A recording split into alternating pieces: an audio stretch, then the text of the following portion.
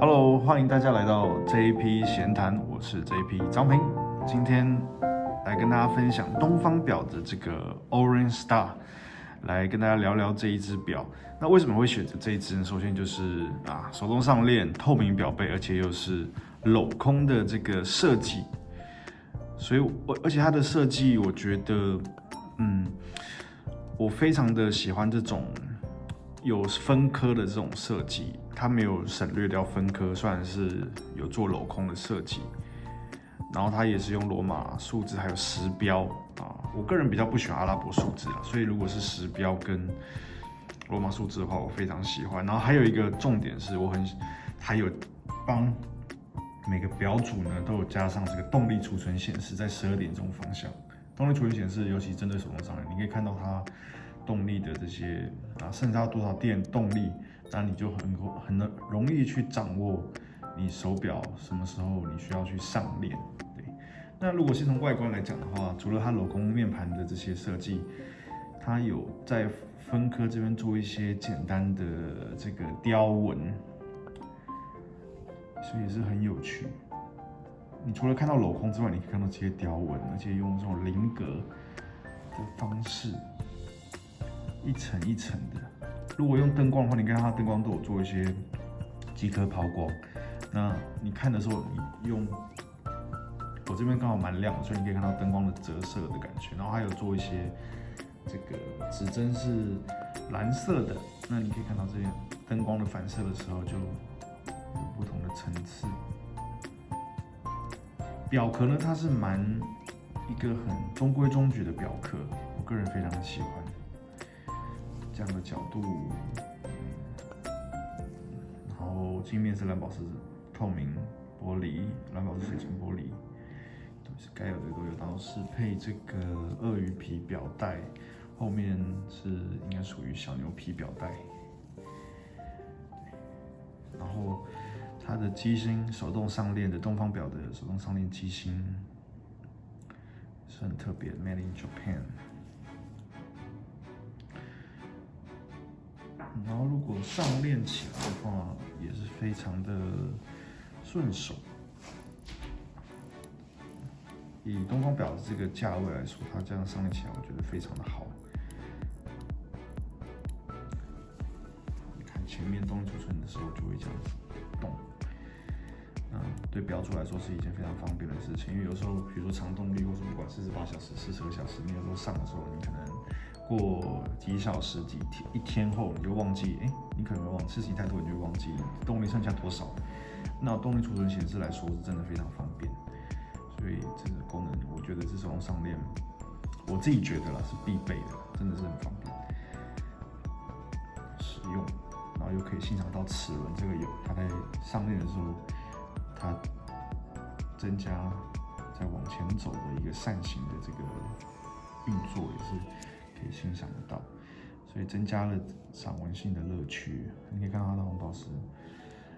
轴承的这个红宝石，还有上链的这个钢轮、大钢轮。最重要是后面我最喜欢这个小钢轮、大钢轮，全部都配合在一起。所以喜欢的点非常多，然后它的这个小钢轮的运作，再给大家看一次，还有这个挡载，甚至还有做挡载的设计，这边上面的挡载，然后还有一个特殊功能是它有这个停秒，它竟然也有附停秒功能，所以你在校时的时候也是很方便。但最重要的跟大家常讲，就是最重要的不是校时。是能够欣赏到静态的摆纹，还有游丝，你可以细细的来看到，来观察一些机械的结构，包括前面也是，它整个静下来的时候是怎么样，然后摆轮的样子是怎么样，是只有停秒功能才能够看得到，不然就是你要等到那个表没动力的时候，你才能欣赏到。然后前面它有做一些这个。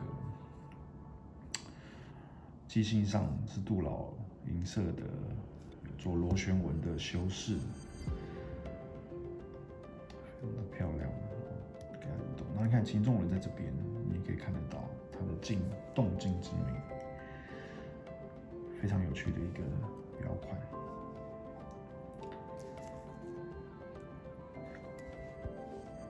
给大家看一下，整体的设计上我觉得是很和谐的，不会看起来很乱。有些镂空表看起来很杂很乱，这只并不会。哦，然后这只表的动力是50小时，比其实50小时有点蛮有趣的，因为比一般如果是日常表的话，大概是48或42，所以它竟然有50小时。50小时的话，已经足了2天，所以你可能第二天的晚上你就需要给它上链，不然等到第二天早上可能会停。可是我觉得刚刚讲那个前提都是你没有动力储存显示的底下，所以其实如果像这样你有动力储存显示，根本不用担心，因为它随时会告诉你什么时候剩下10小时啊，你需要上链了。所以有动力储存显示方便就在这边。如果你没有动力储存显示的话，比如说这个，你还要，当然也是一个有趣啊，不过你就自己要抓，你自己要估，没有动力储存显示，你就自己要估这个时间，你大概什么时候上链，你要自己要清楚啊。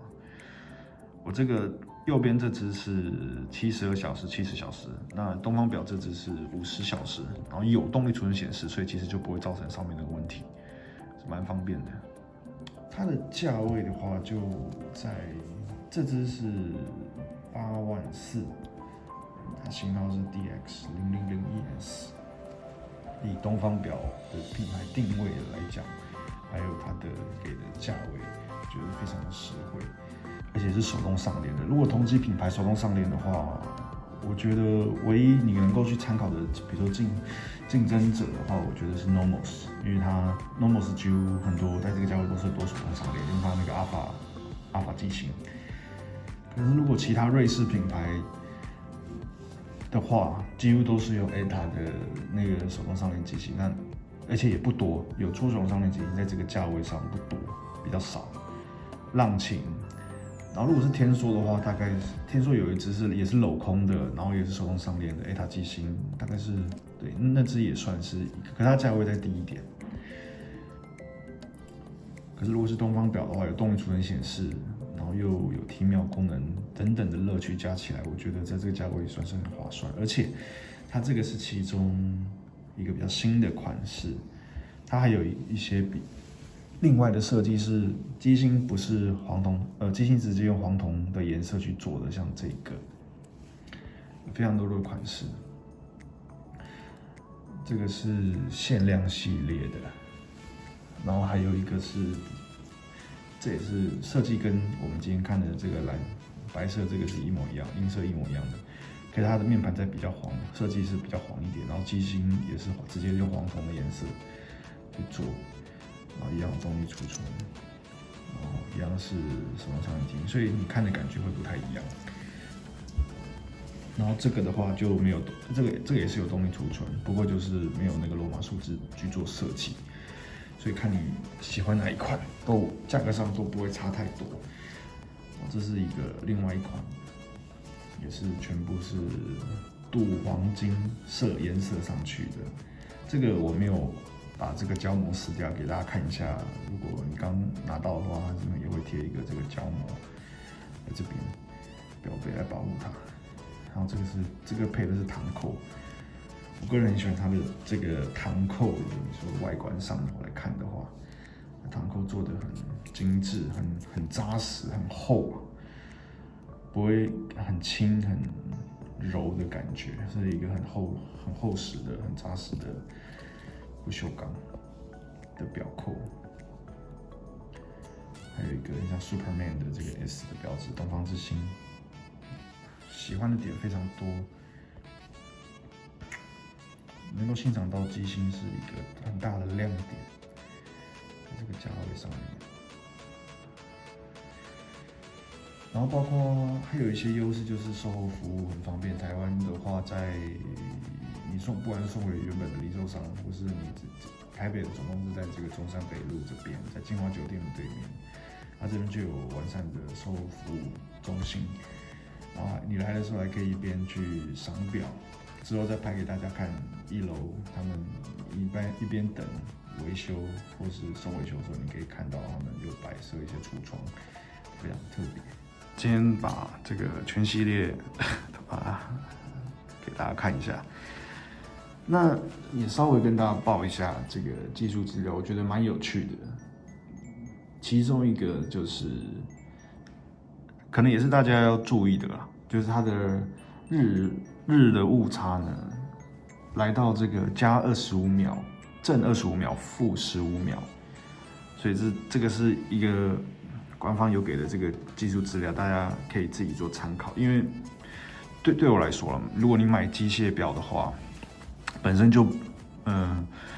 读时的必要性已经比较弱、比较少了，因为现在大家都用这个手机来看时间，你真正拿手表来看时间的必要性会减少，不能说没有，可是会减少，而且减少蛮多。所以你在这个日误差下，其实戴机械表本身就会有误差，不管是天文台、机星还是什么多精确的手表，都还是会有误差。所以我觉得戴机械表之前你要先注意到这个事情。然后这个厂商它也很透明，也给我们这个日误差正25减15秒，所以你在买的时候也要考虑进去，在这个误差范围内你能不能接受？那通常我戴手表的时候，我会把时间调快个1-2分钟或是5分钟，所以日误差对我来说是不会有什么影响的，因为我本身就会把时间调快，所以在日误差的正负下，它其实会去中和你的那个读时的这个结果，所以其实不会那么不能说机械表通常没有准的机械表啦，可是说不会到那么不准，不会到日误差这个太快，所以这是大家可以买的时候去参考的点。然后再来它的防水都有到这个50米。也是属于日常生活防水，可是我觉得它的优势就是它比一般生活防水30米还要再高一点，所以也是一个优势，50米的防水。这是全系列的款式，那当然它还有附不同的盒子，像如果是限量系列的话，它就有附这个很精致的木盒。这个之前在视角影片的时候都已经给大家看过，它有附这个木盒的。然后如果是这样，我们今天看的这一支的话，这支蓝色的，它是附这个一般的盒子，这个一般的盒子。盒子上我觉得也包装，我喜欢这种长形的盒子，因为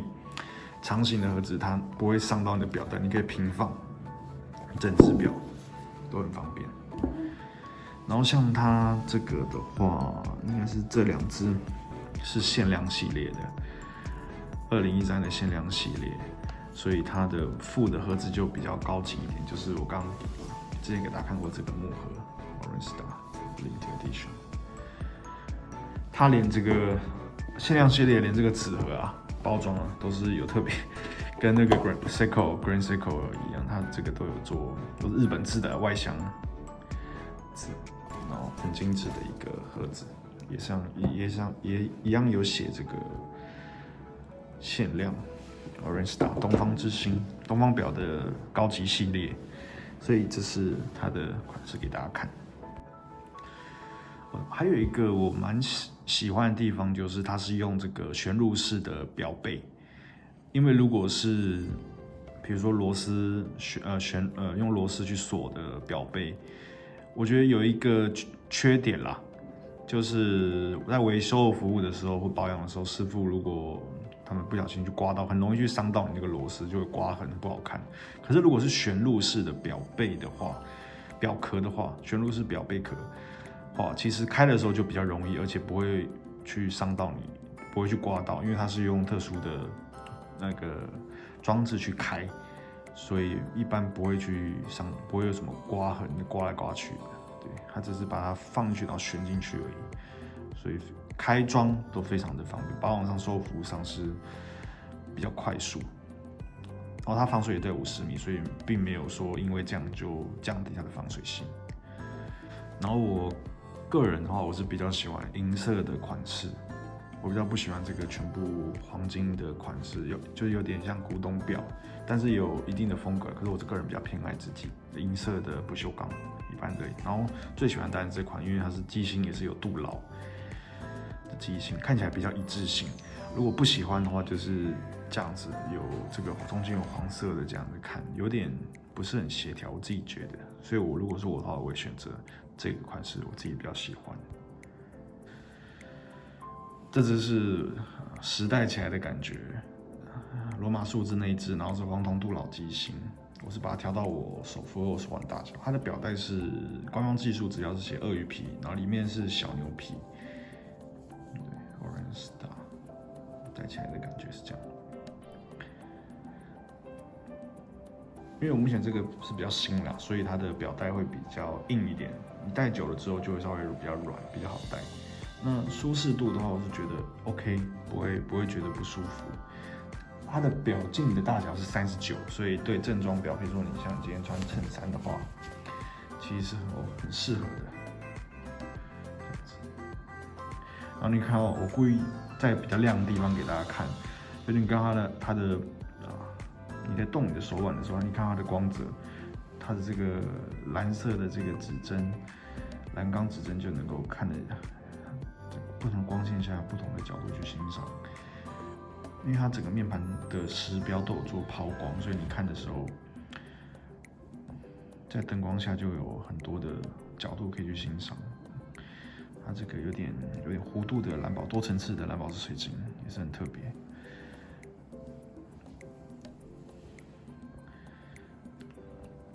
那如果我有什么不喜欢的地方的话，第一个的话可能是它这个品牌的这个名字在这个2点钟方向的 Orange Star， 我觉得可以去掉了。去掉的话，我觉得会更平衡一点。当然我考虑到它可能是想说，如果把这边 Orange Star 拿走的话，右上这边会有点空，所以他才把这个牌子这个品牌名把它加上去。可是我觉得可以把它去掉，我觉得会更干净一点，然后机芯的闪纹度会更高。你甚至可以把这边表冠龙头这边可以做一点点的镂空，这样这边就不会看起来很空。这是其中一个。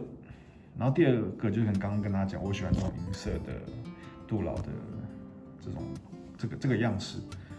如果是这个像这个其他的这个样式的话，我就个人不是这么喜欢，我还是单就喜欢这一款的设计还有颜色。表带没有什么不喜欢，然后它这边是用他们东方之星特殊的这个，跟金工一样都是这个折叠扣啊，这个是附的折叠扣，我也蛮喜欢的。所以，然后表背的话，因为它以它的价位的考量嘛，所以它的波纹，它有做润滑波纹，可以说润滑波就做一些波纹的设计。那当然，在这个价位上能有这样的设计已经很难得，所以我也不会去挑剔它。当然，它也没有做这个倒角，当然这个价位你也不可能一直去苛求，所以我是没有什么不太喜欢的地方。像如果是 Franck Muller 的那个镂空，如果没有做的话，当然就会挑剔它了，因为它这么贵，价位这么高。但是如果是东方表的话，我觉得它做到这样的程度。这样的高度我觉得已经很 OK 了，所以就对机芯上我没有什么太大的问题，唯一就是刚刚讲那个日误差嘛，正25秒，负15秒，每天会差正25秒，负50秒，这个是15秒，是大家要考虑进去的。如果你购买的话，如果会在意这个日差很大的话，你可能就要特别注意了。那我一般跟刚刚讲，我都会调快时间，所以对我来说是没有差，而且主要就是来欣赏这个机芯，所以就还好。然后上链效率很 OK， 所以不觉得有什么问题。保养上当然手动上链会比自动上链更方便一点，所以大概不喜欢的地方就刚刚讲的而已。哇，可能还有一个的话就是指针吧。指针的话，我可能会希望它时针跟分针，我会希望它再更粗一点。如果你这样远看的话，我希望它的时针跟分针再粗一点。动力储存显示我觉得很 OK， 因为在12点钟方向。大致上这个分支如果再粗一点，变成那种比较细、比较更粗更尖的这个渐行指针，我觉得会很好。你看这样灯光下看就很漂亮，蓝色指针就有反射到。然后上链的声音我也觉得很 OK， 所以没有什么问题，整体上都很不错。东方之星，它这个系列的名字叫做尊爵镂空机械表，对，所以会让你很有，你看拿到的时候，就是跟大家讲，常常讲，你通常看手表的时候，你要去实际去店里去看。如果你看照片或是看影片，其实都还有时候没办法反映出它的美丽。你真的要本人去表店里去看，才会看出每一只表的特色。表亲自去体验，亲自去戴，亲自去听，亲自去转动，亲自去给它。当然有时候你不能转动了，给店员去给它上链啊，示范给你看，会比你看照片、影片会更好，你会更有临场感。多去逛逛表店，看一下自己喜欢的手表，看一下实际的样子，真的很重要。尤其是戴在手上，实际的样子会跟，因为有时候照片真的落差蛮大的，照片上很丑，可实际上看的话美到不行，常常会有这种状况。照片上本来你喜欢这一款，可是实际上看到你搞不好喜欢的是这一款或这一款，是都不太一样。所以建议大家常常，如果真的要买的话，实际上去店里走一趟，去看一下。会非常的不一样的感觉。好，那这就是这次的这一批闲谈。如果有任何问题的话，欢迎大家底下留言，然后也欢迎大家追踪follow、按赞，还有并分享给你更多的朋友，来支持我们，让我们可以给大家带来更多不同的手表或是更多的东西来跟大家来闲聊。好，那我们就这样咯，我们下次见。我是JP张平，拜拜。